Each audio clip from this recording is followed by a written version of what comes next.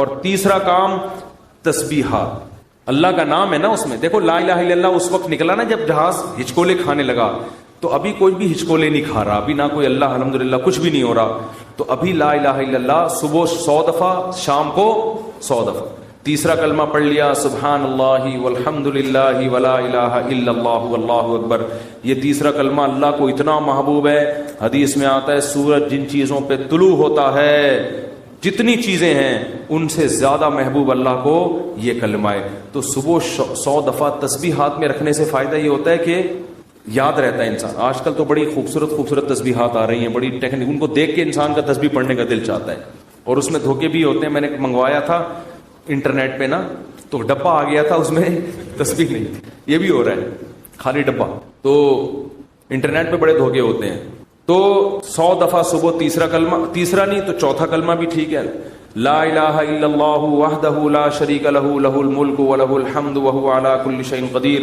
نبی صلی اللہ علیہ وسلم نے فرمائی لا الہ الا اللہ وحدہ لا شریک لہ لہ الملک ولہ الحمد وہو علی کل شیء قدیر.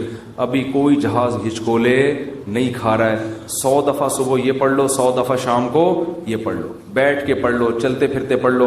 یہ کلمہ اللہ کو اتنا محبوب کہ آپ صلی اللہ علیہ وسلم نے فرمایا جس نے 100 دفعہ یہ کلمہ صبح پڑھا اس سے زیادہ نیکیاں کوئی شخص اپنے اعمال میں جمع نہیں کر سکتا سارا دن, سوائے اس کے جو اس سے بھی زیادہ مرتبہ پڑھے. تو بہت یہ اللہ کو محبوب کلام ہے. کتنا پیارا, لا الہ الا اللہ, اللہ کے سوا کوئی عبادت کے لائق نہیں ہے, وحدہ تنہا ہے, لا شریک لہ اس کے ساتھ کوئی شریک نہیں ہے, لہ الملک اسی کی بادشاہی, ولہ الحمد اسی وہی قابل تعریف, وہو علی کل شیء قدیر. اور یحیی و یمیت بھی درمیان میں لگا سکتے ہیں, اور وہ ہر چیز پر قدرت رکھتا ہے. یحیی و یمیت, وہی موت دیتا ہے وہی حیات.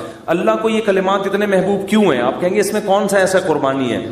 اصل میں دنیا میں ہر چیز کا تذکرہ کیا جا رہا ہے جس سے انسان کا مفاد.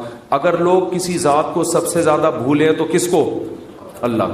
جو چیز مارکیٹ میں شارٹ ہوتی ہے اس کی ویلیو بڑھتی ہے. اللہ کو پتا ہے کہ دنیا میں امریکہ کا نام لینے والے بہت, پیسہ کا نام لینے والے بہت, عزت شہرت کے بھوکے بہت, اللہ کا نام لینے والے مارکیٹ میں شارٹ. اور اگر اللہ کا نام لے بھی رہے ہیں تو اپنے فائدے کے لیے.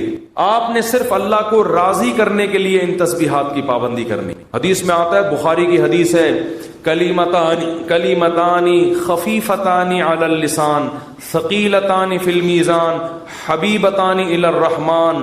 کیا خوبصورت کلام ہے.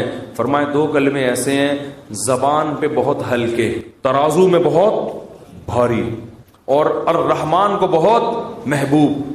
وہ فرمایا سبحان اللہ و بحمدہ سبحان اللہ العظیم. تو چلتے پھرتے انسان یہ پڑھ لیا کرے, اور کوئی مقصد نہ ہو کہ میں یہ وظیفہ پڑھوں گا تو میری شادی ہو جائے گی, میرے بچے ہو جائیں گے, اور وہ ماموں نہیں مجھے کہیں گے ان کے بچے. یہ چکروں میں نہ پڑھیں. اللہ کو اللہ کا نام لیں اللہ کو خوش کرنے کے لیے. اللہ کو اللہ کا نام لینے والے لوگ پسند ہیں. اور میں گارنٹی کے ساتھ لکھ کے دے دوں آپ کو, اس سے جو دل میں سکون ملے گا وہ سکون آپ کو کسی نفسیاتی ڈاکٹر کی کاؤنسلنگ سے اور کسی سائیکولوجسٹ کی کاؤنسلنگ سے نہیں ملے گا. آپ کو ایسا سکون ملے گا. آپ یہ پابندی تو کریں لیکن سکون کے چکر میں نہیں کریں, یہ پھر نہیں ملے گا سکون. اگر آپ نے ٹرائی کیا نا کہ میں اللہ کا نام لے کے دیکھتا ہوں سکون ملنا ہے کہ نہیں ملنا, پھر نہیں ملے گا. یہ تو ایک ویسے ہی اللہ کی طرف سے سہولت ہے. تو روزانہ خواتین بھی مرد بھی صبح شام کم سے کم 100 مرتبہ تیسرا یا چوتھا کلمہ صبح, اور 100 مرتبہ. یہ میں بہت ہلکا پیکج دے رہا ہوں, اس سے آگے تو پھر یہ تو کم سے کم ہے.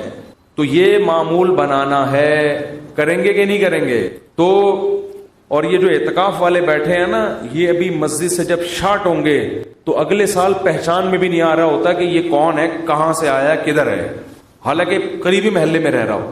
ایسا نماز سے بھاگتے ہیں جیسے ان کو احساس ہو گیا کہ ہم نے جو 10 دن مسجد میں نماز پڑھی تھی وہ صحیح کام نہیں کیا تھا ہم نے, تبھی تو ایسا بھاگا ہے کہ مارکیٹ سے بالکل ہی شارٹ ہو گیا. بعض دفعہ کوئی کام کر کے دیکھتا ہے انسان تو کہتا ہے ٹرائی کیا مزہ نہیں آیا, اب نہیں آنا. ایسا نہ کرو میرے بھائی.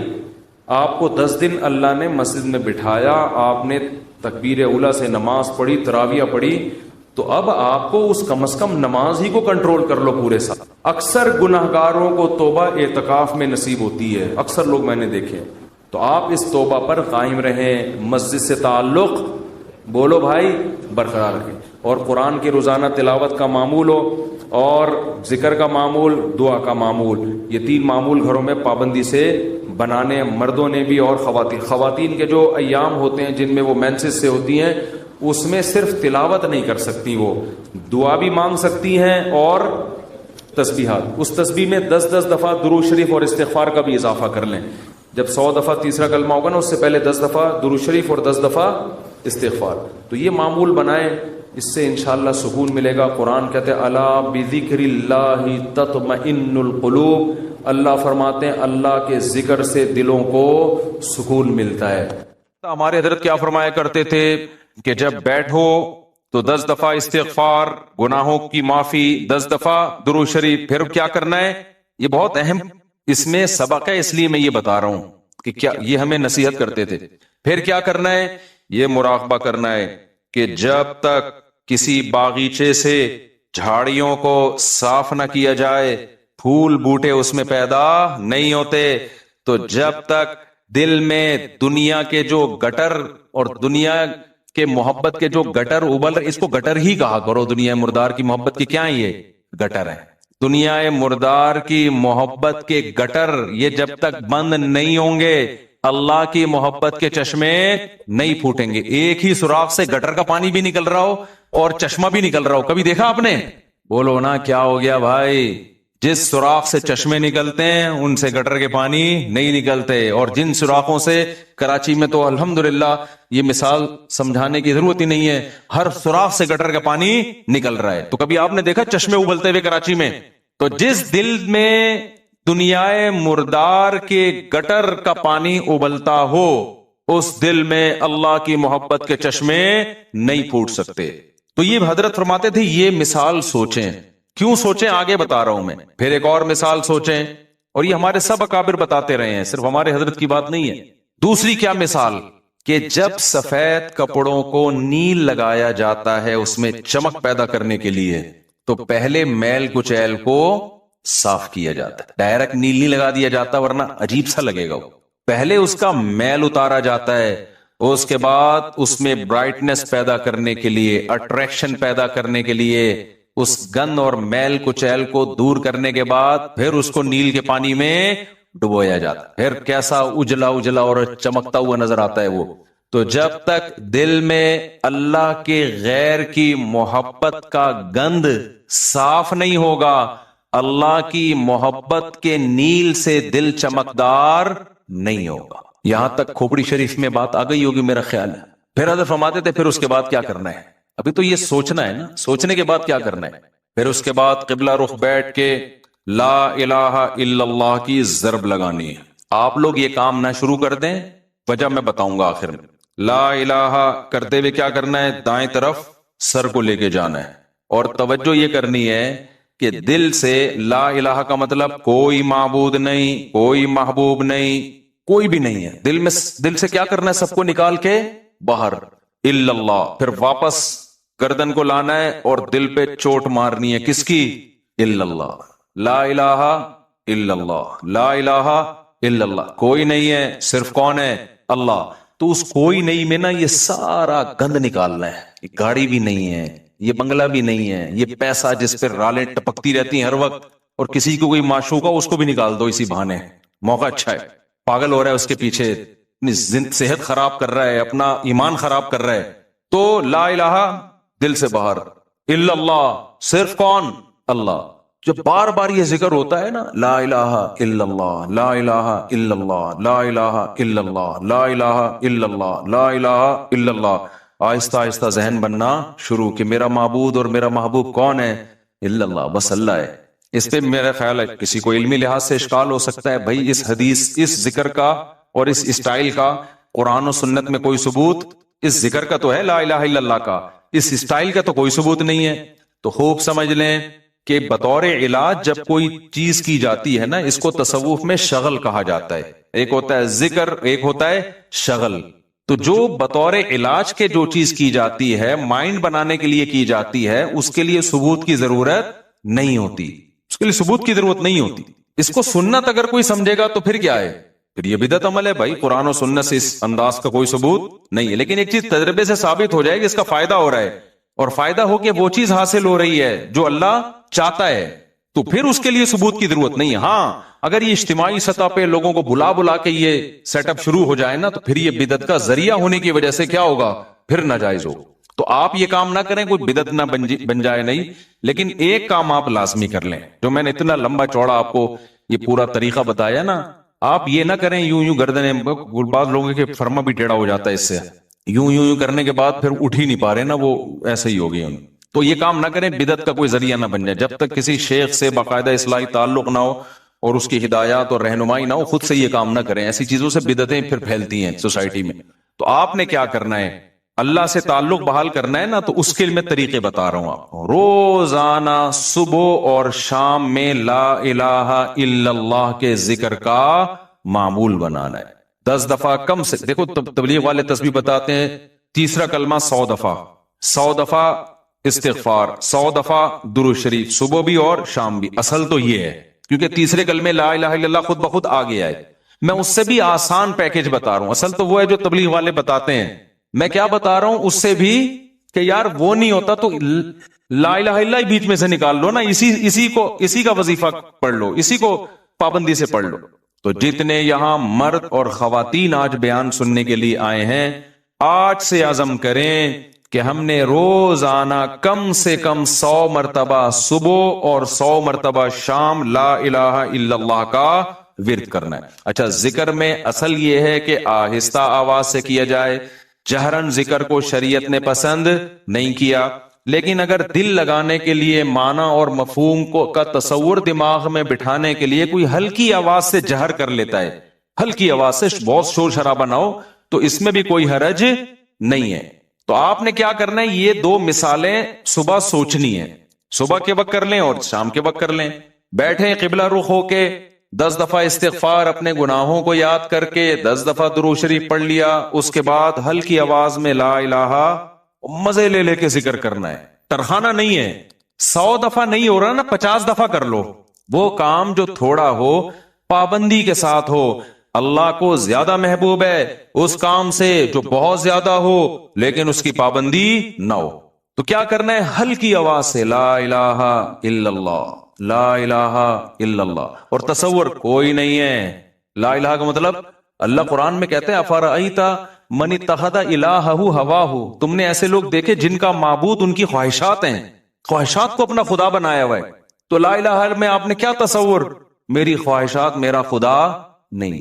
جس کے دل میں بھی، وہ ہر آدمی کو پتا ہے مجھے کس سے زیادہ عشق چڑھا ہوا ہے آج کل، گاڑی سے زیادہ ہے، بنگلے سے زیادہ ہے، بحریہ ٹاؤن سے زیادہ ہے، یہ کس سے ہے؟ جو گھسا ہوا ہے نا دل کے اندر، کسی کو کسی چیز سے ہوتا ہے، کسی کوئی، یہ جو عاشق ہوتے ہیں نا جن کو حرام عشق ہو جاتے ہیں، ان کو کہا جاتا ہے اس محبوبہ کا تصور کر کے دماغ سے نکالو جو حرام عشق ہے۔ سمجھتے ہو کہ نہیں سمجھتے؟ تو آج سے یہ وعدہ کرتے ہیں کہ نہیں کرتے؟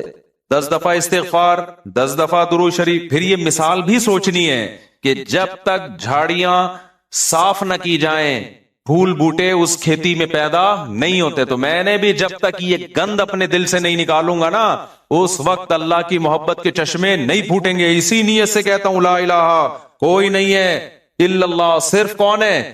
خدا کی قسم لا الہ الا اللہ اگر آپ نے چند مہینے کر لیا، اتنا فائدہ ہوگا کہ آپ کی زندگی تبدیل ہو جائے گی۔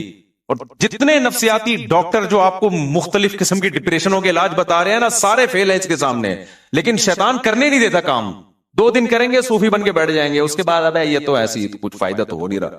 چھوڑو یار، اللہ کا نام لینے کی توفیق تو مل رہی ہے نا، فائدے کو مت دیکھو، یہ نہیں دیکھنا کہ فائدہ ہو رہا ہے کہ نہیں ہو، بس نام بھی اللہ کا لینے کی توفیق مل گئی تو یہ فائدہ بھی بہت ہے، لیکن ہوگا فائدہ انشاءاللہ۔ ایک کام یہ کرنا ہے پوری زندگی پابندی کے ساتھ، اور اگر کسی سے بیٹھا نہیں جاتا، بعض لوگ ایسے ہیں کہ ان کے اسپرنگ لگے ہوئے ہیں، وہ ایک جگہ بیٹھ ہی نہیں سکتے، جہاں بیٹھیں گے اسپرنگ ان کو اٹھا کے دوسری جگہ لے جائے گا، وہاں بیٹھیں گے اسپرنگ اٹھا کے ان کو تیسری جگہ لے جائے گا، وہ بیٹھ ہی نہیں سکتے۔ تو چلتے پھرتے کر لو یار، جس طرح آپ کا دل لگ رہا ہے، آپ کا دماغ معنی اور مفہوم کی طرف جا رہا ہے، اس طرح کر لو۔ سمجھتے ہو کہ نہیں سمجھتے؟ نہیں بیٹھا جا رہا، چلتے ہوئے کر لو، ڈرائیونگ کے دوران کر لو، لیکن ترجمہ اور مفہوم سوچ کے یہ ذکر کرنا ہے، سمجھتے ہو؟ دوسرا کام، اللہ سے تعلق بحال کرنے کے لیے روزانہ ایک ٹائم دعا مانگنے کا معمول بناؤ. اللہ سے گڑ گڑا کے دعا مانگا کرو، دل لگے یا نہ لگے. باتیں کرنا سیکھو. لوگ کہتے ہیں ہمارے پاس الفاظ ہی نہیں ہوتے دعا کے. آ جائیں گے آہستہ آہستہ، جب کرتے رہو گے نا الفاظ بھی اللہ سکھا دے گا. آدم علیہ السلام نے جب توبہ کی ہے، قرآن سے پتہ چلتا ہے ان کے پاس الفاظ نہیں تھے کہ اللہ سے کیسے توبہ کروں میں. پریشان تھے، توبہ کے الفاظ نہیں تھے. قرآن کہتا ہے فَتَلَقَّى آدَمُ مِن رَبِّهِ، رب نے آدم کو سکھائے الفاظ کہ یہ الفاظ سے دعا مانگو. تو جب آپ اللہ کے سامنے گڑ گڑاؤ گے تو انشاءاللہ اللہ آپ کو الفاظ بھی سکھاتا رہے گا. دعا ہی میں ایک اور کام کرو. ایک کتاب آتی ہے مناجات مقبولہ. کیا نام ہے کتاب کا؟ مولانا اشرف علی تھانوی رحمہ اللہ تعالی نے قرآن اور سنت میں صحیح احادیث میں جتنی دعائیں ہیں ان تمام دعاؤں کو ایک چھوٹے سے کتابچے میں جمع کر لیا ہے. یہاں تک بات کلیئر ہو گئی؟ پھر کیا کیا ہے؟ اب ساری دعائیں روزانہ مانگنا تو بڑا مشکل ہے، تو بہت ساری دعائیں ہیں، تو انہوں نے ان ساری دعاؤں کو 7 حصوں میں ہفتے کے 7 دنوں میں ڈیوائیڈ کر دیا ہے. اس سے وہ پڑھنا کیا ہو گئی ہیں؟ آسان. پھر لکھ دیا ہے ہفتے کی دعائیں، اتوار کی دعائیں، پیر کی دعائیں، منگل کی دعائیں، بدھ کی دعائیں، جمعرات کی دعائیں، جمعے کی دعائیں. تو جہاں جمعے کی دعائیں سٹاپ ہو رہی ہے وہیں سٹاپ کر دو، کیونکہ اب جو مناجات مقبولہ مل رہی ہے اس میں پھر لوگوں نے اپنی غریبیاں بھی بہت آگے لگا دی ہیں. تو آپ نے یہاں، میرا خیال ہے میں نے ساتھیوں سے کہا تھا رکھوائیں مناجات مقبولہ. یہ کوئی بزنس نہیں ہے، پتا چلا مفتی صاحب منجن بیچنے، اپنی کتابیں بیچ بغیر پروفٹ کے. یہاں میرا خیال ہے مل جائیں گے. تو میں نے بولا تھا سب کے لیے لے کر آؤ. بس یہ تو اللہ ان سب کو ہدایت دے. کل سے میں چیخ رہا ہوں کہ لوگ زیادہ ہوں گے، مناجات مقبولہ بہت زیادہ تعداد میں ہونی چاہیے تاکہ سب لوگ خریدیں. جی چلیں، آپ یہاں 150 ہوں گے اعتکاف والوں کے لیے، لیکن کسی کو فری پھوکٹ میں نہیں دینا ہے. فری والا کام ہمیشہ اس کا کوئی فائدہ نہیں ہوتا، پیسے خرچ کر کے لینی ہے، کوئی پروفٹ نہیں ہے. باقی لوگ بنوری ٹاؤن سے بھی ملتی ہے، ہر جگہ سے مل جاتی ہے، ٹھیک ہے نا. وہ کتاب خواتین بھی رکھیں، مرد حضرات بھی گھر میں رکھیں. اس سے فائدہ کیا ہوگا؟ ویسے الگ سے بھی دعا ہاتھ اٹھا کے اخپل طریقے سے مانگے، رٹے رٹے الفاظ نہ ہو، آپ کے اپنے الفاظ ہوں. اور دوسرا، اس دعا کو بھی روزانہ پڑھنے کا معمول بنائے. اس سے فائدہ کیا ہوگا؟ اس میں قرآن و سنت کی جتنی دعائیں، پیغمبروں کی دعائیں ہیں، اللہ نے جو دعائیں ہمیں خود سکھائی ہیں، وہ ساری ایک ہفتے میں آپ مانگ لو گے. تو یہ کوئی کم فضیلت ہے؟ بہت بڑی فضیلت ہے. اور پھر ایک اور خاندانی فائدہ ہوگا، جب آپ وہ پابندی سے پڑھنے کا معمول بناؤ گے نا، تو 6-7 مہینے، سال کے بعد جا کے وہ ساری دعائیں آپ کو یاد ہونا شروع ہو جائیں. ایک وقت آئے گا آپ کے سینے میں دعاؤں کا بہت بڑا ذخیرہ ہوگا. تو معمول بناؤ گے کہ نہیں بناؤ گے؟ مناجات مقبولہ خریدیں. اس کا یہ مطلب نہیں کہ الگ سے دعائیں، وہ الگ سے مانگنی ہے. کتنے کام ہو گئے؟ 3 کام. چوتھا کام دعا، وہ تو میں پہلے بتا چکا ہوں، یہ تیسرے کام میں آ گیا. چوتھا کام آپ نے کیا کرنا ہے؟ روزانہ کم سے کم 1 پارے کی تلاوت کرنی ہے. موبائل سے جان چھوٹے گی نا. لوگ کہتے ہیں پھر بھائی سارا دن موبائل میں لگے رہتے ہیں، تو موبائل نہیں ہو تو کیا کریں؟ تو یہ کام کریں گے تو پھر تھوڑا بہت موبائل کے لیے وقت بھی آپ کو مل جائے گا. تو پہلے اپنے آپ کو اچھے کام میں بزی تو کریں نا. تو کیا کرنا ہے؟ روزانہ 1 پارا قرآن کی تلاوت. اگر آپ اٹک اٹک کے پڑھتے ہیں، 1 پارا پڑھنا بہت مشکل ہے، تو ٹائم کر لیں آپ کہ میں روزانہ آدھا گھنٹہ قرآن مجید کی تلاوت کروں گا. یہ بھی مشکل لگ رہا ہے تو زیادہ فنٹر بننے کی ضرورت نہیں ہے، آپ کہیں 25 منٹ کروں گا. یہ بھی مشکل لگ رہا ہے تو کوئی بات نہیں، 20 منٹ پہ لے آئیں. یہ بھی مشکل لگ رہا ہے 15 منٹ پہ لے آئیں. یہ بھی مشکل لگ رہا ہے آپ بنا صرف 10 منٹ میں تلاوت کروں. کوئی ٹینشن کی زیادہ کے چکر میں نہ پڑیں. شیطان کیا کہتا ہے؟ تو بہت نیک آدمی، یہ 10 منٹ سے کیا ہوتا ہے؟ سارا مسئلہ یہاں سے خراب ہوتا ہے. آپ 10 منٹ بیٹھ جاؤ قرآن لے کے. وہ 10 منٹ جو پابندی کے ساتھ ہو، اس 2-3 گھنٹے کی تلاوت سے بہتر ہے جس میں 2 دن بہت بڑا ولی اللہ بنا ہوا ہے، اس کے بعد مارکیٹ سے شارٹ ہو گیا. آئی بات سمجھ میں؟ تو روزانہ کیا کرنا ہے؟ تلاوت کا معمول بنانا ہے. کتنے کام ہو گئے؟ 4. 5واں کام کیا کرنا ہے آپ نے؟ دیکھو قرآن میں تہجد کی اتنی زیادہ فضیلت اللہ نے بیان کی ہے نا کہ ایسا لگتا ہے کہ جو جنت میں جائیں گے وہ تہجد تو پڑھتے ہی ہوں گے لازمی. یعنی قرآن سے ایسا لگتا ہے. کہیں بھی ایسا نہیں ہے کہ جنتیوں کی صفت بیان کی اور تہجد کا اس میں تذکرہ نہ ہو. تو ہمت کر کے نا رات کو 2 سے 4 رکعتیں کم از کم پڑھنے کا معمول بنا لو.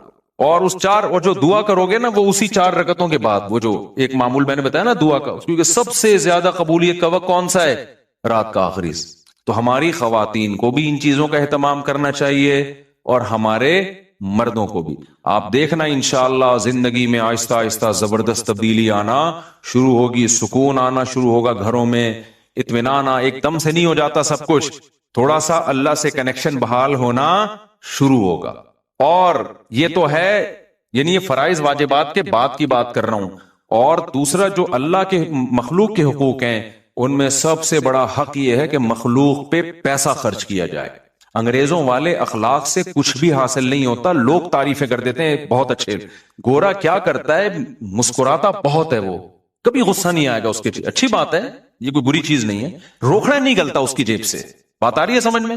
ابے بھائی بس یہ کہہ کے بیان ختم کر رہا ہوں، گورا پتہ ہے کیا ہے؟ بہت اچھا ہے، کیوں؟ جب آپ سے ملے گا نائس ٹو میٹ یو، آپ سے مل کے مجھے خوشی ہوئی، جب بات کریں گے مسکرا کے، اچھی بات ہے، حدیث میں آتا ہے مسکرا کے بات کرنا صدقہ، کبھی کسی سے لڑیں گے نہیں اور بڑے تمیز سے سب کچھ، روکڑا نہیں نکلتا گورے کی جیب سے۔ آپ جو دیکھ رہے ہیں بل گیٹس وغیرہ بہت زیادہ پیسہ ان کے پاس ہے، تو یہ جو کر رہے ہوتے ہیں نا یہ ان کے چونی اٹھنی ہوتی ہے، سمجھتے ہو؟ یہ جو اتنا ٹرسٹ میں دے رہے ہوتے ہیں یہ ان کی چونیاں اٹھنیاں ہیں۔ تو اٹھنی نئی جنریشن کو تو اٹھنی کا مطلب ہی نہیں پتا کیا ہوتی ہے۔ نئی جنریشن جو ہے نا کچھ دنوں میں کہے گی کہ ہمارے ابا نا، ابے تو غریب آدمی، صرف 5000 کا نوٹ تجھے جیب خرچی میں ملتا ہے، تجھے شرم نہیں آتی؟ یہ 5000 کی یہ ویلیو ہونے والی ہے تھوڑے دنوں میں۔ تو خیر اللہ تعالیٰ نے ہمیں حکم دیا ہے وفی اموالہم حق للسائل والمحروم، ان کے مالوں میں جو ضرورت مند لوگ ہیں ان کا حق ہے۔ ایسے صدقات و خیرات کیا کرو جیسے گورا ٹائم پہ ٹیکس دیتا ہے، ان کے یہاں ٹیکس کی بڑی ویلیو ہے، اچھا شہری ہے، ٹیکس میں ڈنڈی نہیں مارتا۔ ہم ٹیکس بھی دیں گے لیکن ہم اپنے رشتہ داروں پہ، غریبوں پہ، ضرورت مندوں پہ ایسے تجوریوں کا منہ کھولیں گے کہ گویا یہ اللہ کی طرف سے ہم پہ ٹیکس ہے۔ کنجوسی ختم کرو معاشرے میں، زکات دیتے ہوئے جان نکل رہی ہے، حالانکہ کتنی تھوڑی سی زکات ہے یار، کتنی تھوڑی سی زکات ہے، بیٹیوں کے نام ہو رہا ہے زیور تاکہ زکات نہ دینی پڑے، خوشی خوشی دو یار، سال میں ایک دفعہ ایک اسلام کا رکن ادا کرنے کا موقع مل رہا ہے، اس سے بڑھا کے دیا کرو۔ 2.5% ہے، ہم 5% دیں گے جی، غریبی اللہ بھی تو ہمیں ضرورت سے زیادہ دے رہا ہے کہ نہیں دے رہا؟ جتنا اللہ کے ذمے ہمارا رزق ہے وہ تو 2 روٹی ہے، صبح اور ایک شام، اور بالکل فٹ فاٹ رہتا ہے، لیکن اللہ پراٹھے بھی کھلا رہا ہے۔ اللہ ہم تختوں پہ بھی سو سکتے ہیں، لیکن اللہ نے سونے کے لیے ہمیں کیا دیے ہوئے ہیں؟ گدے دیے ہوئے ہیں، ہر چیز ہمیں اللہ نے، ایک جوڑا ہمارا گزارے کے لیے کافی ہے جو سطر کو ڈھانپ لے، لیکن پیٹیاں کھولو پوٹلوں کے پوٹلے نکل کے گریں گے نیچے۔ تو میرے بھائی اللہ کیا ہمیں ترسا ترسا کے دیتا ہے؟ ہماری ضرورت سے کئی گنا زیادہ۔ تو جب اللہ ہم سے مانگتا ہے تو ہمیں بھی چاہیے اللہ کے لیے اپنے ہاتھ کو کھلا رکھیں۔ تو جتنے خواتین یہاں بیٹھی بیان سن رہی ہیں، جتنے مرد، ہر مہینے معمول بنائے کچھ نہ کچھ اماؤنٹ پابندی سے صدقہ کریں گے، اور اپنے بچوں کو سکھائیں۔ بچوں کو پتہ ہے آج کل کیا سکھایا جا رہا ہے؟ بیٹا پیسہ، پیسہ جو ہے نا اس میں کبھی کمپرومائز نہیں کرنا۔ ہر وقت ان کے سامنے دولت کی باتیں، پیسے کی باتیں، دولت کی باتیں، پیسے کی باتیں، بزنس کی باتیں، لہذا جس بچے کو جاب نہ ملے وہ کھمبے سے لٹک کے مرتا ہے۔ پھر وہ بچے کو توکل کی باتیں کرو، بیٹا پیسہ ویسا کچھ نہیں ہوتا، ٹھیک ہے اللہ نے ہمیں بہت دیا لیکن یہ سب کچھ نہیں ہے، اصل عمل ہے۔ اصل کیا ہے؟ عمل ہے۔ قارون جب اپنے خزانوں کے ساتھ نکلا تو غریبوں نے کہا پیسہ ہی سب کچھ ہے، اہل علم نے کیا کہا؟ بھائی یہ کچھ بھی نہیں ہے، اصل عمل ہے۔ یہ اہل علم نے کہا نا، قرآن میں کئی بار بتا چکا، تو اپنے بچوں کو سکھاؤ بیٹا پیسے کسی کی دولت دے کے رالے مت ٹپکانا، اصل کیا ہے؟ عمل ہے۔ صدقہ خیرات، یہ پیسے والا اگر صدقہ خیرات کرتا ہے تو بہت اچھا، نہیں کرتا تو بیٹا یہ پیسہ وبال جان ہے۔ تو بچپن سے ان کو عیدیاں دیا کرو تو ان کو بولا کرو کہ کچھ صدقہ کرو اس میں سے۔ ہماری حضرت تو فرمایا کرتے تھے جب فقیر کو پیسہ دینا ہو نا بچے کے ہاتھ سے دلواؤ، تم دے کر آؤ جا کے، تاکہ اس کو پیسہ دینے کی عادت پڑے۔ اپنے بچوں کے سامنے اپنی بہنوں پہ خرچ کیا کرو، اپنے رشتہ داروں پہ خرچ کیا کرو، تاکہ ان کو بھی بڑے ہو کر عادت پڑے کہ ہم نے بھی کیا کرنا ہے، اپنے بہن بھائیوں پہ خرچ کرنا ہے۔ ابا مر رہا ہوتا ہے، وصیت کر رہا ہوتا ہے میری بیٹیوں کا خیال کرنا، اگلا بول رہا تھا تو نے کون سا اپنی بہنوں کا خیال کیا کبھی زندگی میں؟ دادا یہی حسرتیں لے کے دنیا، ان کی بہنوں کی تو وراثتیں کھا کے بیٹھا ہوا ہے ابا ہمارا، پھوپھیوں کی وراثتیں کھا کے، ہوتا ہے نا ابا نے سارا وہ اسی سے تو چل رہا ہے۔ تو بھائی دل بڑا کرو گے تو اللہ بھی کیا کرے گا؟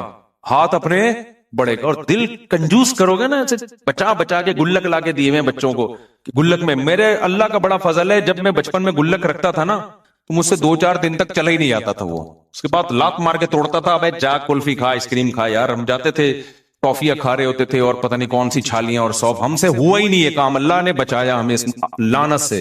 अब गुल्लक यार एक टेंशन है भाई, मुझे कुल्फी खाने का भी दिल चल रहा है, दिल चाह रहा है, और पैसे में चवन्नी किस में डाल रहा हूं, गुल्लक में। टेंशन है यार, खाओ, कल किसने देखी है, इसराफ ना करवाओ कि वो भीख मांग मांग के खाना शुरू कर दे लोगों से।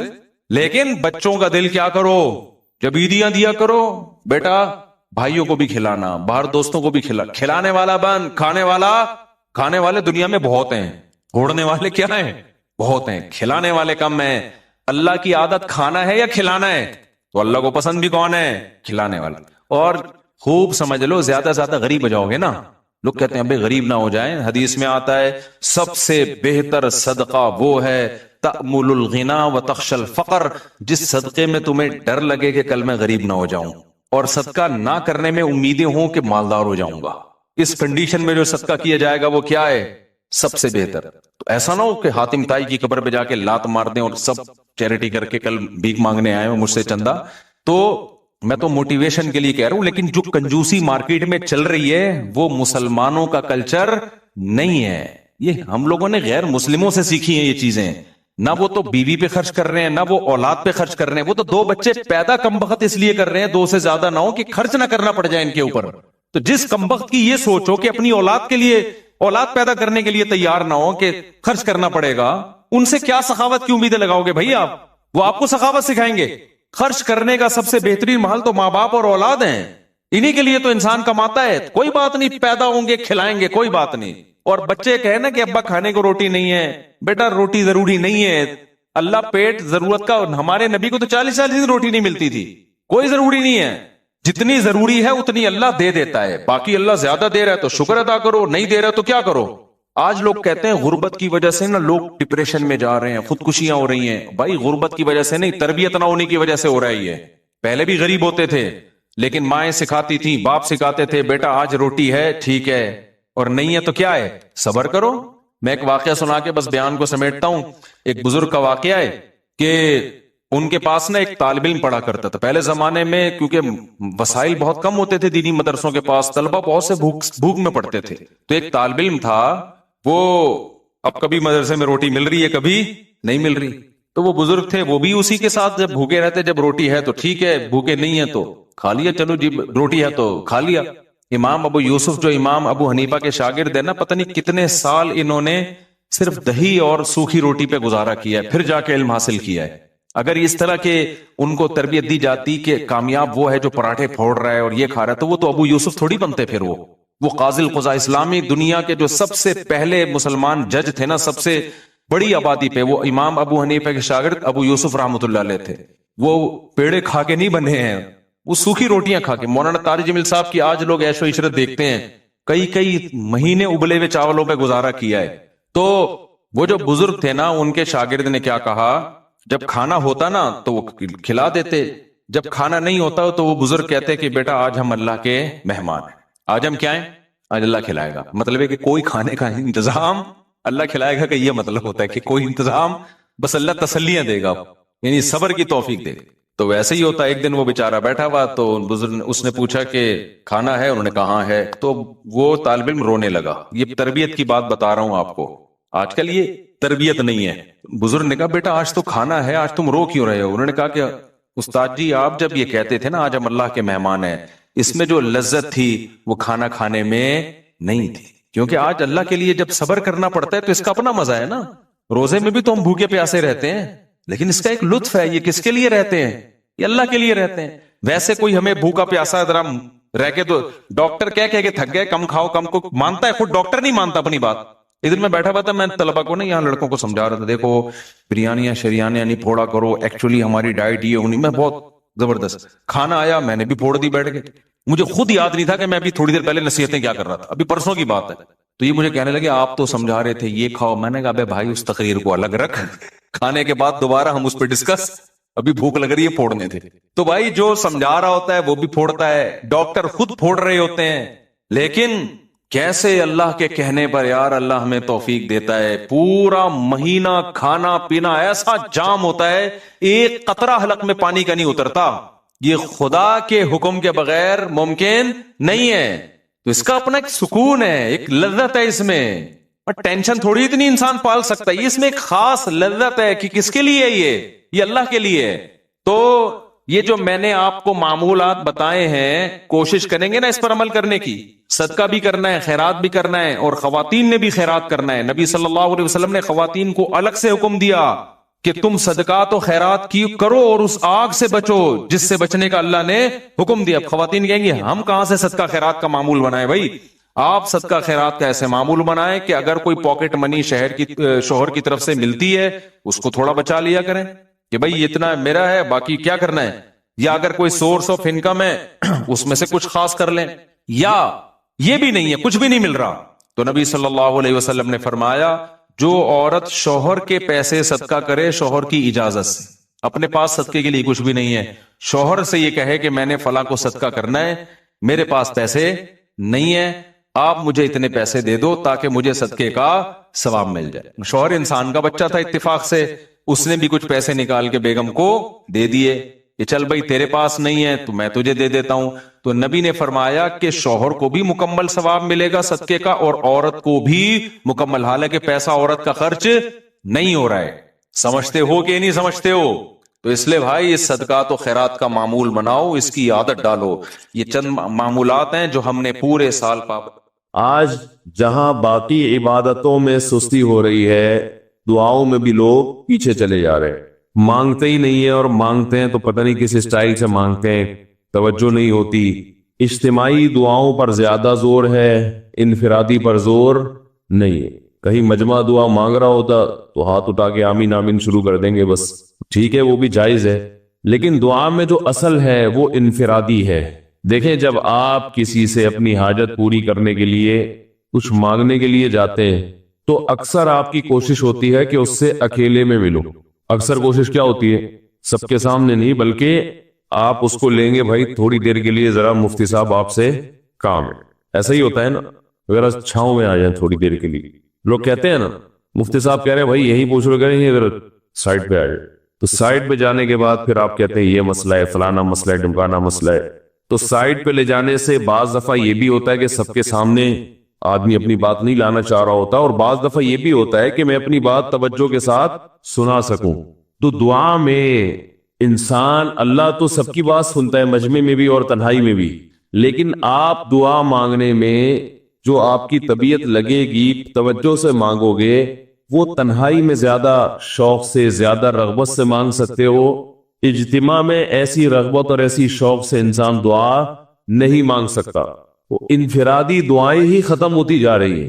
قرآن مجید میں اللہ تعالیٰ نے رمضان کی جو آیتیں ہیں ان آیتوں کے بعد ذکر کیا، وَإِذَا سَأَلَكَ عِبَادِي عَنِّي فَإِنِّي قَرِيب، اے نبی ان سے کہہ دیجئے کہ جب یہ مجھ سے میرے بارے میں پوچھیں تو آپ ان کو بتا دیں کہ میں بہت قریب ہوں تمہارے۔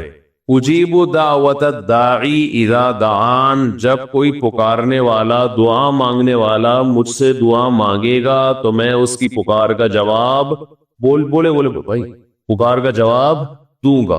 پکار کا جواب دینے کا مطلب کیا ہوتا ہے؟ قبول کروں گا اس کی دعا۔ جواب کا یہ مطلب نہیں کہ اچھا میں نے سن لیا ہے، چلو ایک جواب تو یہ بھی ہوتا ہے نا، اچھا آپ چپ ہو جا، ہم کسی کو پکار رہے ہوں اگلا کہتا ہے اچھا بھائی ٹھیک ہے پتہ چل گیا، اب چپ کر کے بیٹھ جاؤ آرام سے۔ تو اللہ تعالیٰ جب جواب دیتے ہیں تو کیا مطلب ہوتا ہے کہ اللہ تعالیٰ وہ دعا قبول کر رہے ہیں۔ ہم دعا کثرت سے مانگتے کیوں نہیں ہے؟ اس کی وجہ یہ ہے کہ ہمارے ذہن میں ایک چیز شیطان نے بٹھا دی ہے کہ مانگو تب بھی ویسے کے ویسے ہی ہے، نہیں مانگو تب بھی ویسے کے ویسے۔ وہ فلاں آدمی تو نہیں مانگتا، وہ تو پھر بھی اس کی تنخواہ اچھی مل رہی ہے، اور میں تو کئی سالوں سے دعائیں مانگ رہا ہوں، اے اللہ میری تنخواہ ڈبل نہیں کر سکتا تو کم از کم 50% ہی بڑھا دے، تو میں تو وہی کا وہی ہوں، میری تنخواہ میں تو کوئی اضافہ ہو نہیں رہا۔ تو ہم تو دیکھتے ہیں کہ ادھر دعا مانگو کچھ بھی نہیں ہو، سوائے ثواب کے کچھ بھی نہیں ملتا۔ یہ وہ چیز ہے جو انسان کو دعاؤں سے روکتی ہے۔ حالانکہ ہم پیغمبروں کی زندگی دیکھتے ہیں تو بات بات پر دعائیں مانگتے تھے، بہت کثرت سے، بہت زیادہ۔ نوح علیہ السلام، اچھا اللہ نے ان کی دعاؤں کو قرآن میں ذکر بھی کیا ہے۔ مناجات مقبولہ ایک دعاؤں کی کتاب ہے۔ حضرت مولانا اشرف علی تھانوی رحمہ اللہ تعالی نے قرآن اور حدیث کی دعاؤں کو ایک چھوٹی سی کتاب میں جمع کر کے ایک ہفتے پہ ڈیوائیڈ کر دیا اس کو کہ آپ روزانہ ان میں سے ایک حصہ پڑھیں گے تو پورا ہفتے میں وہ تقریباً تمام دعائیں کور ہو جائیں گی جو قرآن و سنت میں بیان کی گئی ہیں. وہ کتاب ضرور خریدیں، رکھیں اپنے پاس، مناجات مقبولہ کے نام سے. تو ہم دعا کیوں نہیں مانگتے؟ مسئلہ ہمارے ساتھ یہ ہے کہ ہم کہتے ہیں کہ جو مانگتا ہے وہ بھی وہینچ کا وہینچ، اور جو نہیں مانگتا ہے وہ بھی کوئی سرخاب کے پر تو لگ نہیں جاتے کوئی مانگ رہا ہو تو. یہ وہ مسئلہ ہے جس کی وجہ سے لوگ دعائیں مانگنے میں بخل سے کام لیتے ہیں، جبکہ پیغمبر کثرت سے دعائیں مانگا کرتے تھے، بہت زیادہ. جو پچھلی آسمانی کتابیں ہیں ان میں لکھا ہوا ہے کہ یعقوب علیہ الصلوۃ والسلام اتنی کثرت سے دعائیں مانگا کرتے تھے کہ سجدے میں جا کے کہ ان کے یہ جو گھٹنے ہیں اور سر میں سخت نشان بن چکے تھے، وہ جگہ زمین پہ لگ لگ کے سخت ہو جاتی ہے نا. تو اتنی کثرت سے دعائیں، اتنی کثرت سے دعائیں. ہم نے جن بزرگوں کے ساتھ ٹوٹا پھوٹا وقت گزارا ان کو دیکھا کہ وہ دعا بہت لمبی لمبی دعائیں مانگا کرتے تھے، بہت لمبی. ہمارے شیخ کے سامنے جب کوئی آیا کرتا تھا دعا کے لیے کہتا تو ہاتھ اٹھائے بغیر ویسے ہی اس کو ایک دعا کا جملہ کہہ دیا کرتے تھے. کسی نے کہا کہ آپ ہاتھ اٹھا کے اس کے لیے دعا کیوں نہیں مانگتے؟ تو فرماتے تھے کہ جب میں ایک دفعہ ہاتھ اٹھا لیتا ہوں تو پھر اتنی آرام سے نیچے گراتا نہیں، کیونکہ پھر اللہ کے دربار میں اب ہاتھ اٹھا لیے تو پھر تو ایسا ان کا دل لگتا تھا، مانگتے چلے جاتے تھے، مانگتے چلے جاتے تھے. تو بات یہ ہے کہ جب یہ یقین پیدا ہو جائے کہ جس خالق نے ہمیں پیدا کیا ہے اور جس نے ہمیں مانگنے کا حکم دیا ہے اس کے سامنے جب ہاتھ اٹھا کے گڑ گڑائیں گے تو وہ تھوڑا نہیں دے، وہ دعا لازمی قبول کرے گا، اور وہ لازمی ہماری مانگی ہوئی چیزیں ہمیں عطا کرے گا. یہ جذبہ اور یہ نیت جب انسان میں پیدا ہو جائے تو پھر اس کا دعاؤں میں دل لگتا ہے. کیسے نہیں لگے گا؟ آپ سوچے کہ آپ کو کوئی بتا دے کہ یہ جو سیٹھ صاحب ہے بہت بڑے، آپ جا کے ان سے مانگو، یہ ٹائم نکال کے بیٹھے ہوئے، جتنا مانگو گے، جو مانگو گے یہ دیں گے. تو اب آپ بتاؤ، آپ یہ کہو گے کہ میرے پاس مانگنے کا ٹائم نہیں ہے؟ ایسے موقع پہ آپ یہ کہو گے؟ آپ جائیں گے اور بسم اللہ کر کے شروع ہو جائیں گے. آپ بولیں گے سر یہ مجھے 10 فائلیں چاہیے بحریہ ٹاؤن کی. آپ سوچو کہ 10 نہیں ملی تو 9 تو مل جائیں گی. سر مجھے یہ بھی چاہیے، مجھے یہ بھی چاہیے، مجھے یہ بھی چاہیے، اور آپ کو یقین ہو کہ یہ دے رہا ہے تو آپ کبھی بھی کنجوسی سے کام نہیں لو. پھر آپ یہ نہیں کرو گے کہ آپ مانگتے ہوئے جو ہے نا اس سے آپ جب مانگ رہے ہو تو آپ کی کبھی ادھر دیکھ رہے ہو، کبھی ادھر دیکھ رہے ہو، کبھی ناک میں انگلی گھما رہے ہو، کبھی سر میں کھجا رہے ہو. کوئی آ کے اس دوران آپ کو چھیڑے گا تو آپ کہو گے یہاں سے دفع ہو جاؤ، بھی میں کام کر رہا ہوں. ایک بندہ سخاوت جوش میں آیا ہوا ہے ابھی اور فائلیں بحریہ ٹاؤن کی فری میں بانٹ رہا ہے. اس نے کہا بھائی جتنی مانگو گے دے دوں گا اور جو مانگو گے دے دوں گا. تو ابھی تو میرے پاس ٹائم کم ہے، مقابلہ بہت سخت ہے. اور پھر اس میں آپ کو الفاظ بھی خود بخود آ جائیں گے کس طرح سے سمجھانا ہے. مختلف طریقوں سے آپ بات کو گھماؤ گے. سر پلیز آپ بات کو سمجھا کریں، میں آپ کے پاس آیا ہوں، آپ کو پتا ہے میں ادھر بھی جا سکتا تھا. وہ وسیم کباڑیہ کا بزنس بھی آج کل بہت چل رہا ہے، میرے پرانے اچھے تعلقات ہیں، لیکن مجھے پتا تھا کہ آپ ہیں، آپ جیسا سیٹ تو کوئی ہے ہی نہیں، اور ہر مشکل میں آپ نے میری مدد کی ہے. جو الفاظ بھی اس کی سخاوت کو ابھارنے والے ہوں گے وہ تمام آپ اس موقع پر اس کے اوپر انڈیل دو گے، پورا دیگچا بھر کے اس کے اوپر ڈال دو گے آپ. تو اللہ سے جب مانگتا ہے انسان اور اس کو یقین ہو کہ اللہ میری دعا کو پورا کرے گا، تو اس یقین کے ساتھ جب دعا مانگی جاتی ہے تو اس کا اسٹائل کچھ اور ہوتا ہے. اور ایک فارمیلٹی پوری کرنے کے لیے دعا جب مانگی جاتی ہے جیسے کہ ہمارے ہاں ہو رہا ہے تو اس کا اسٹائل اور انداز کچھ اور ہوتا ہے. ہمارے ہاں دعا پڑھی جاتی ہے، مانگی نہیں جاتی. ربنا آتنا فی الدنیا حسنۃ وفی الآخرۃ حسنۃ وقنا عذاب النار آمین. اور کہ ربنا ظلمنا انفسنا وان لم تغفر لنا وترحمنا لنکونن من الخاسرین آمین. یہ دعا مانگی جا رہی ہے یا پڑھی جا رہی ہے؟ تو پڑھی جا رہی ہے، آمین بھی پڑھا جا رہا ہے اس پہ. تو اللہ نے ہمیں یہ نہیں کہا کہ اقرأوا الدعاء عند ربکم، اپنے رب کے سامنے دعائیں پڑھا کرو. اللہ نے کہا ادعوا، مانگو، پکارو، مانگو اس سے. بھکاری جیسے بھیک مانگتا ہے نا، لوگ کہتے ہیں مانگنے کا کیا طریقہ ہے؟ بھائی جو بھکاریوں سے پوچھو بھیک مانگنے کا کیا طریقہ ہے. بھکاری اکثر ان پڑھ ہوتے ہیں، جو پڑھے لکھے بھکاری ہوتے ہیں پھر وہ IMF سے مانگتے ہیں، وہ چھوٹی موٹی چیزیں نہیں مانگتے. بھکاری اکثر کیا ہوتے ہیں؟ ان پڑھ. جن سے ہمارا صبح شام واسطہ پڑتا ہے. تو یہ کسی سے بھیک مانگنے کا طریقہ سیکھ کے آتے ہیں؟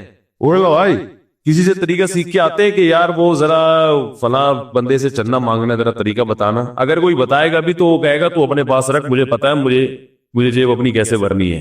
اس موقع پہ جو اس کی حالت دیکھ کے نا وہ اپنا منہ بھی ٹیڑھا بیڑا کرے گا، کپڑے بھی پھٹے پرانے، اور بہت گھمائے گا بات کو، ایسے منہ بنائے گا جیسے دنیا میں اس سے زیادہ غریب اور محتاج کوئی ہے ہی نہیں. سحری پانی سے کیے میں نے، گھر میں بچے بھوک سے بلک رہے ہیں، ایسی کہانیاں سنائے گا، ایسی کہانیاں سنائے گا.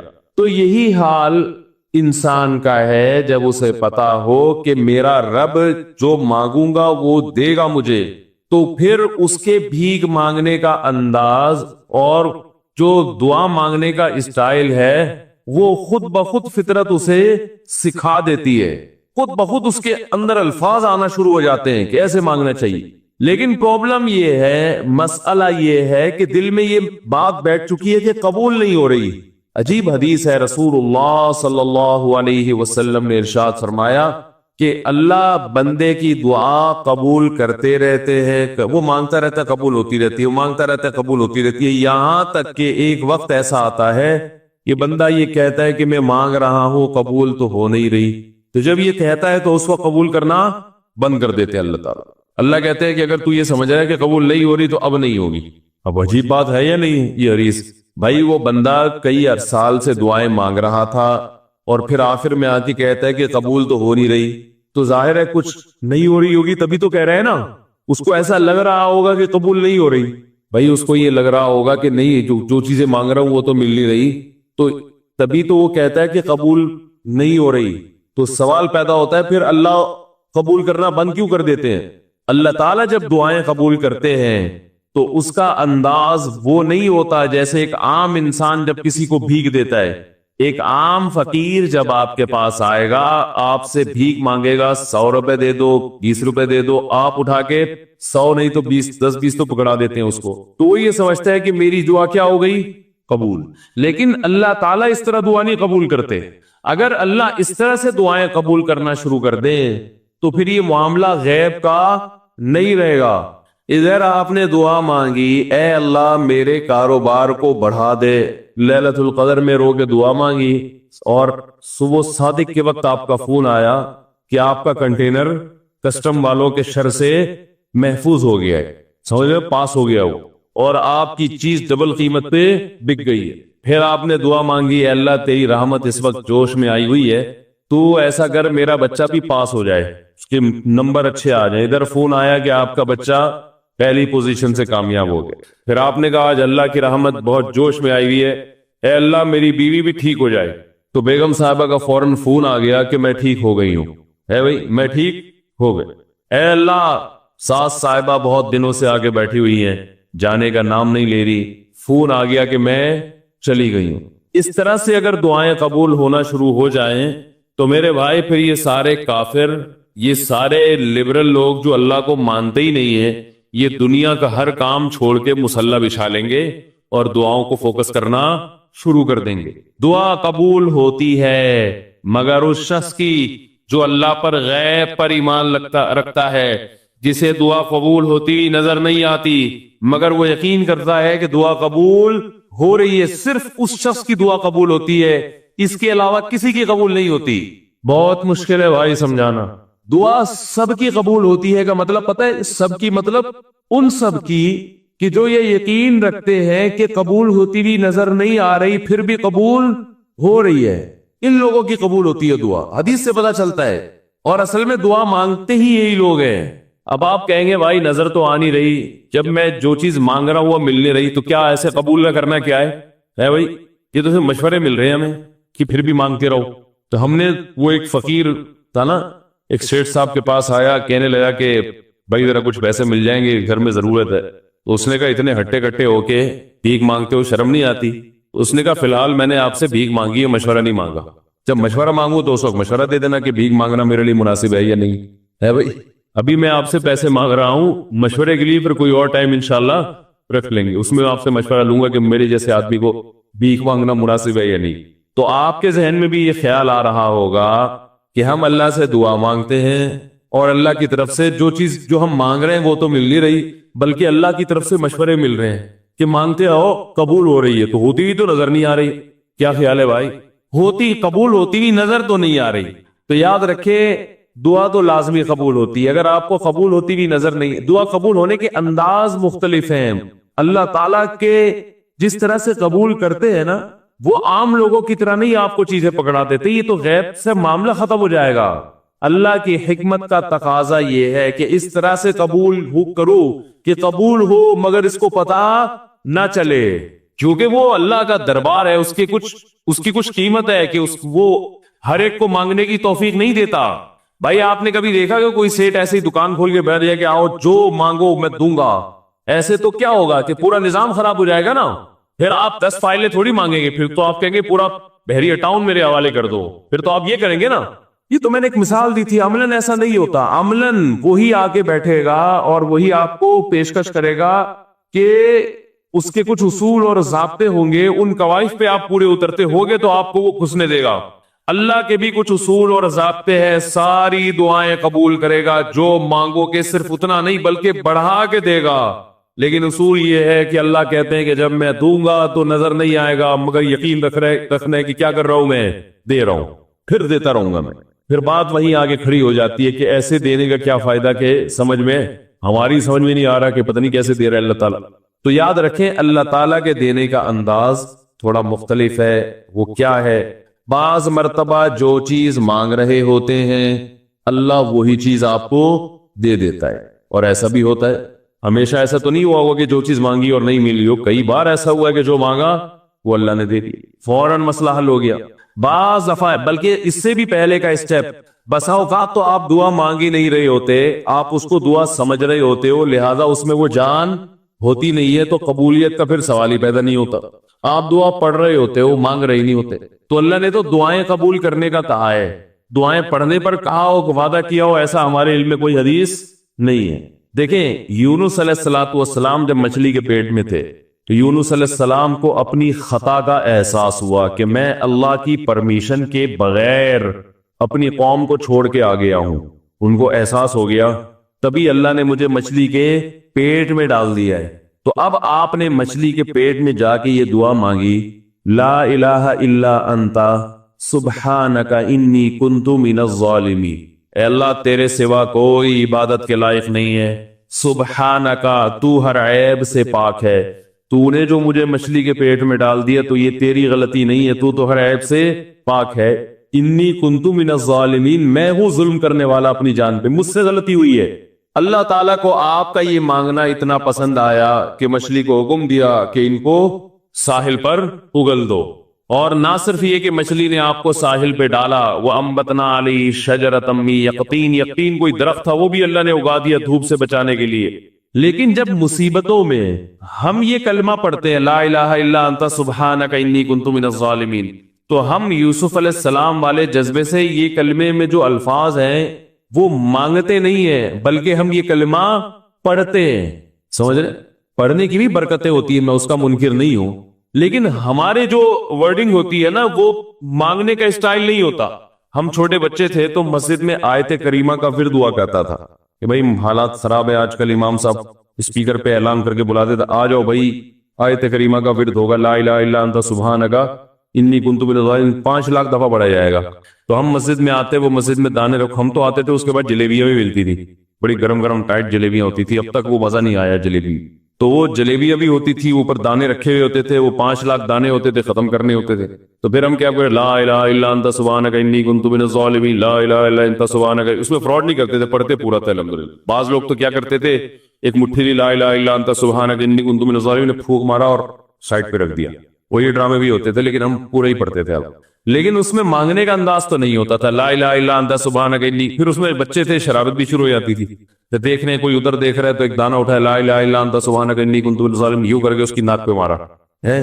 کوئی ادھر دیکھ رہا ہے تو اس کی جیب میں ڈال دیا.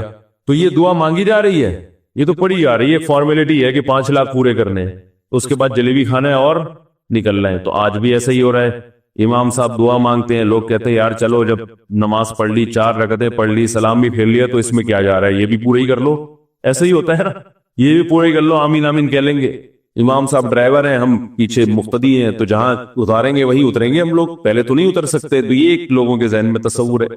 نبی صلی اللہ علیہ وسلم نے فرمایا اللہ ظاہر قلب کے ساتھ دعا کی طرف توجہ نہیں دیتے۔ ظاہر قلب کا مطلب آپ کا دل حاضر نہیں ہو، کچھ اور سوچ رہے ہو، اور ادھر سے آپ نے ویسے ہی ایک فارمیلٹی پوری کرنے کے لیے۔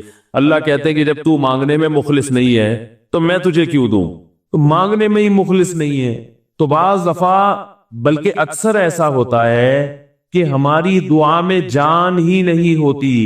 آدم علیہ السلام کو جب جنت سے نکالا گیا تو پریشان تھے، بے چین تھے، مضطرب سے، میں کیا کروں کہ اللہ مجھ سے خوش ہو جائے۔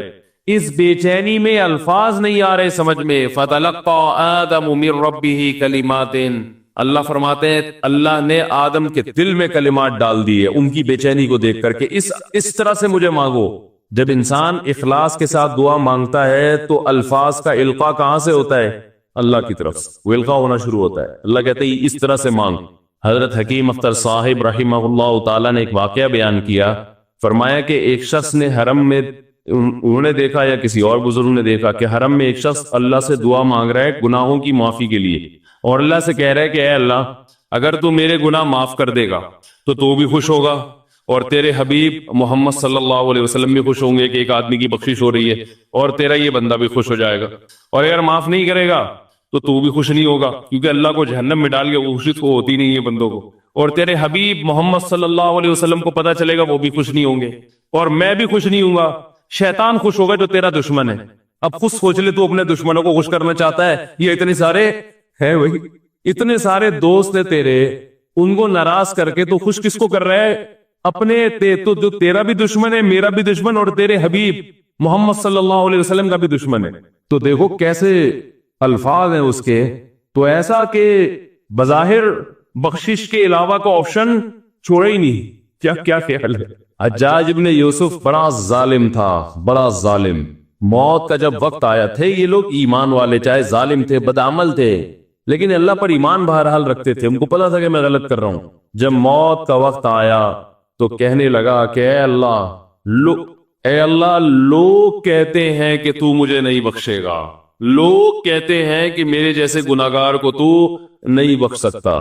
بڑے عجیب الفاظ ہے، اللہ کی رحمت کو جوش دلا رہا ہے کہ تو ایسا کر کے دکھا دے، یعنی کچھ ایسا کر کے دکھا دے کہ جو تیرے بارے میں لوگ گمان کر رہے ہیں وہ گمان کیا ہو جائے۔ یہ بالکل ایسے ہے جیسے کوئی بہت بڑا سیٹ ہو، آپ اس سے بہت زیادہ بڑا قرضہ مانگنے کے لیے جائیں جو کہ عام طور پر نہیں ملتا، لیکن آپ اس کو جوش دلا رہے ہو کہ لوگ کہتے ہیں کہ تو اتنا بڑا قرضہ نہیں دے سکتا، تو آج تو اپنی سخاوت دکھا دے کہ میں اتنا بڑا قرضہ بھی دے سکتا ہوں۔ تو مرتے ہوئے کیا کہنے لگا کہ اللہ یہ پبلک کہہ رہی ہے کہ تو مجھے نہیں بخش سکتا، یعنی یہ تیری رحمت کو چیلنج کر رہی ہے کہ اتنے بڑے گناہگار کو نہیں بخشے گا اللہ، تو آج کیا کر لے تو یہ دکھا دے اپنی رحمت سے کہ میں اتنے بڑے گناہگار کو بھی معاف کر سکتا ہوں۔ اب پتہ نہیں اللہ نے معاف کیا نہیں کیا، وہ تو اللہ کا معاملہ اور حجاج بن یوسف کا معاملہ، لیکن علماء کہتے ہیں یہ اس نے الفاظ بڑے ڈینجرس کہے ہیں مرتے وقت۔ ڈینجرس کا مطلب یعنی دوسرے معنی میں ایسے ہے کہ اس نے اللہ کی عرش کو ہلا دیا ہوگا۔ اللہ کو مانگنا اتنا پسند ہے، پہلی بات تو یہ ذہن میں رکھے کہ اس سے بڑی کوئی عبادت نہیں ہے دعا سے، اور دعا سے مشکل کوئی عبادت نہیں ہے۔ نماز پڑھنا آسان ہے، زکوٰۃ دینا آسان ہے، روزہ رکھنا بھی آسان، سب سے مشکل کام کیا ہے؟ دعا مانگنا۔ اسی وجہ سے ہم نے جن لوگوں کو دیکھا کہ وہ واقعی دیندار ہے، اللہ والے ہیں، ہم نے صرف انہی کو دعائیں مانگتے ہوئے دیکھا ہے۔ عام لوگوں کو ہم نے دعاؤں کو اتنا فوکس کرتے ہوئے نہیں دیکھا، وہ دوسری چیزوں کو زیادہ فوکس کرتے، دعاؤں پہ زیادہ زور نہیں ہوتا ان کا۔ وظیفوں پہ تو ہوگا صبح شام، یہ والا اتنی دفعہ، وہ والا اتنی دفعہ، وہ بھاگ گئی واپس آ جائے اس کے لیے اتنی دفعہ، وہ جا نہیں رہی اس کے لیے اتنی دفعہ، یہ وظیفوں پہ تو ہوگا زور۔ ایسے ہوتا نا ہاتھ اٹھا کے اللہ سے گڑگڑا کے مانگا جائے، یہ چیزیں کم۔